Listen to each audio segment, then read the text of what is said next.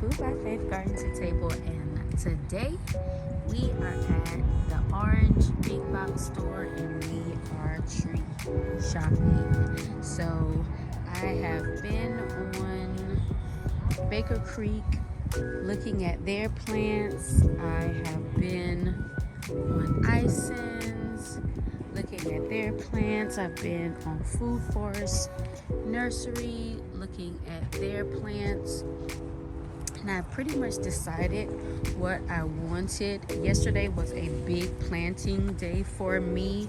I was not able to take you guys along with me as I had a lot of work to do, and we finally had gotten some sun, and I wanted to get all the work done. So you guys know that I actually have a few trees at my house already. So what I did yesterday was actually replant those trees. I replanted the apples, I replanted the pears, and then I dug 3 extra holes for 3 more trees. And what I want to get today, I want to pick up 2 of these Santa Rosa plum trees.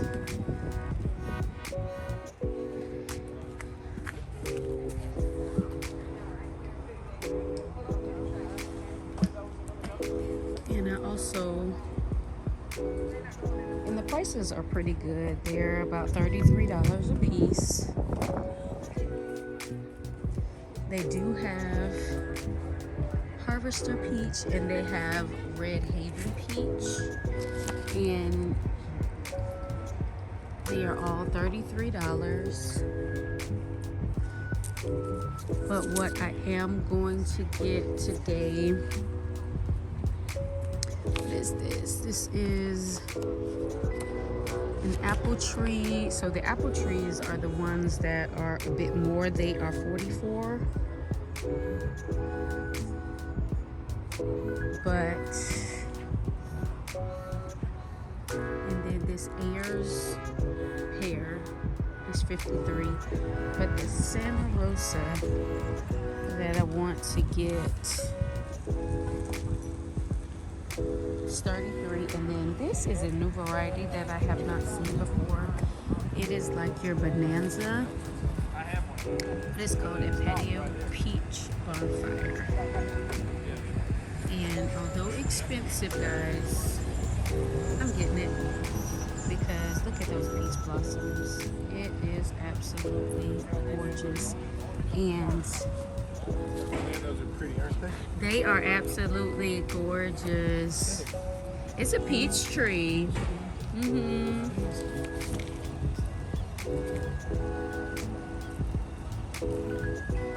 And it says great for containers, abundant harvest, so I gotta get them, guys. And guys, just know that whenever you are purchasing trees, so for me, I'm going to purchase the trees that are in the front, the ones that are the shortest, but you can make any tree into whatever size you want it to be. All you have to do is prune it to that size. They also have a few fig trees here, but as you guys know, I already have 4. But they have the celestial fig as well as the brown turkey fig.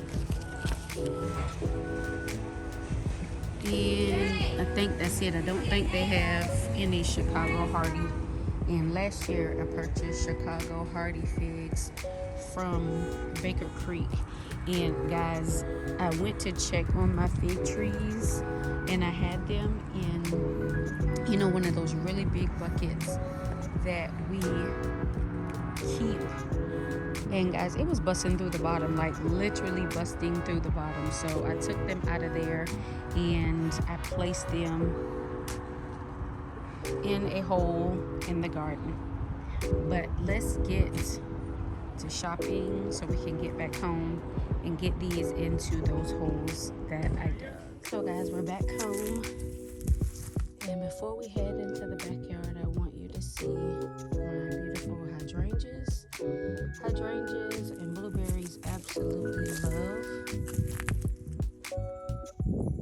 the Georgia soil.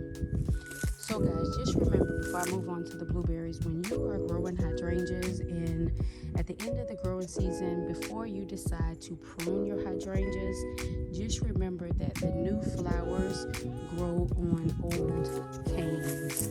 So if you can see, the new flowers are growing on the old canes. So be careful when you are pruning. But here are my gorgeous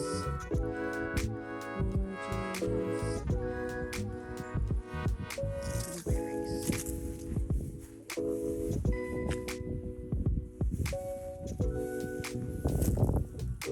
Now there is a time where we are going to get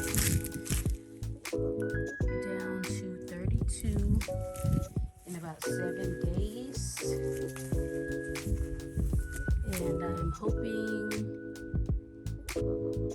that the blossoms and the blooms can withstand.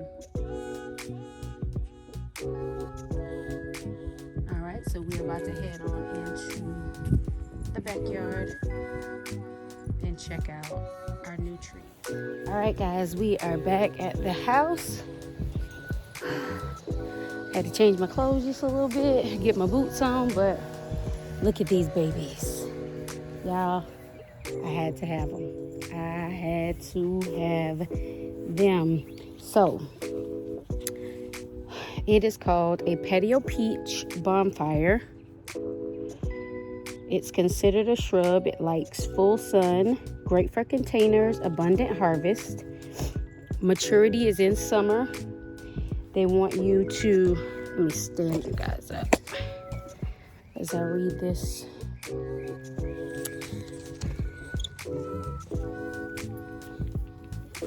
So keep it, the hardiness is to -20. And of course it wants you to dig the hole twice as wide if you're planting these, but what I think I'm going to do is actually leave these in the pot. I'm going to lift them out of the pot just to make sure that they are not root bound, but that's what I'm going to do later. I'm going to check to see if they are root bound. If they are not root bound, I'm going to leave them in this pot for a little while, and then I'm going to get a pot probably 3 times the size of this and place them in there. So let me show you what I did yesterday. And again guys, I just needed to get in and get that work done, so I could not bring you guys along with me. If you remember, I had, don't mind the paper shreds, that's what I was using for mulch in the garden. But if you remember, I had 2 fig trees inside of my garden area, and they were in some really nice sized pots. But I'm going to show you the pots. The pots started to crack and they started to break, and when I went to move the fig trees, they had grown through the pot and was rooting themselves into the ground. So I was like, okay, we have to do something different. So I brought them over and put them near my rose garden over here.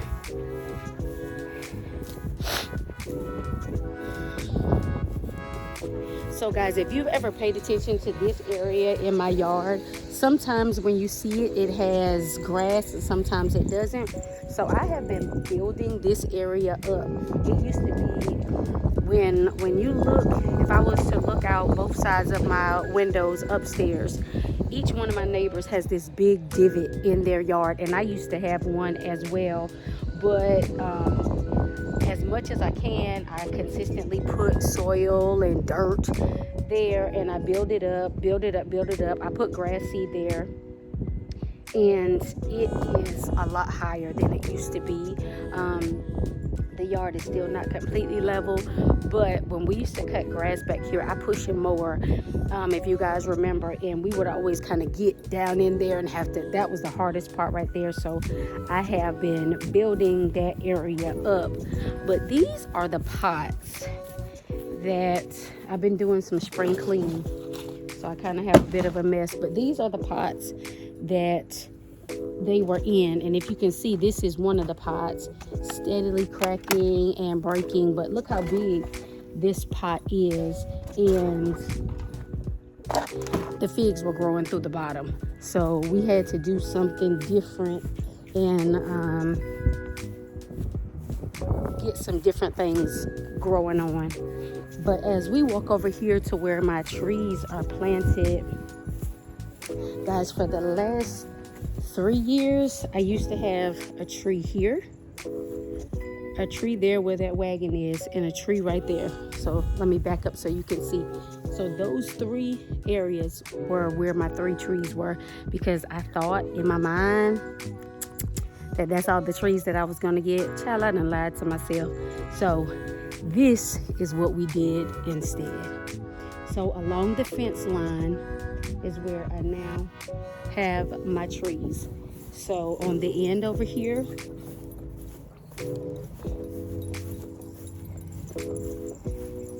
we have a columnar apple. Here we have a columnar apple. Excuse the dogs next door. Here we have a combo pear.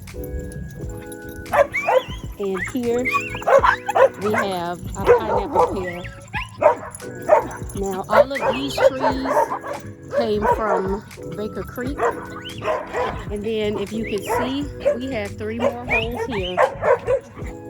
And today we picked up 2 plums. Y'all, I'm seriously sorry about the noise. So guys, these are the other 2 trees that we picked up today, and these are our Santa Rosa plum trees. We picked these up from the big box store, and they're pretty much the same price as Ison's. So all my other trees, so my other trees on this end I got from Ison's. 2 of the figs that I didn't show you today, but you've seen before, I got those from the big box store on sale. And then the 2 fig trees that I up potted and planted into the ground, I actually got those from Baker Creek. And y'all, they came in, they were like this big, and I mean they just shot off in growth. And I actually got figs last year from them, so I am looking for a really good fig harvest this year. But let's get these Santa Rosa plums into the ground. As you can see, I have 3 holes here, which means I got a spot for another tree. But I'm putting these 2 plums on the ends, and I've already dug the holes where they are 2 times the size of the pot, which is good. That's what you need to do. And as you can see,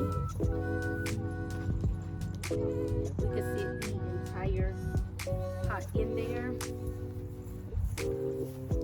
What the instructions are telling us to do is the maturity is going to be mid to late summer. For the care, they want you to apply mulch, and I'm actually going to apply mulch around all of my trees. The bees are already over here. The spacing is supposed to be 10 to 15 feet. Well, we don't have a farm, and we're going to keep these kind of pruned. The habit is rounded, so they can grow up and round, but what I'm going to do is keep them where they're rounded versus growing straight up, because I want to be able to manageably pick these. It says dig hole twice as wide and as deep as the pot. Remove root ball and place in the hole so that the top is even with the ground. Refill with half soil amendment and half native soil. Water thoroughly. Fertilize upon planting.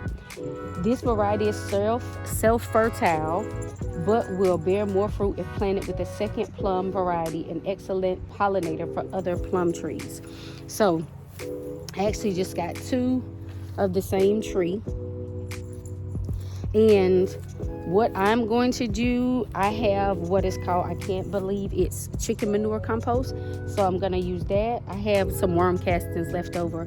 I'm going to use that. And I also got some grounds for the garden from Starbucks, and we're going to use that as well. So let's get these trees into the ground.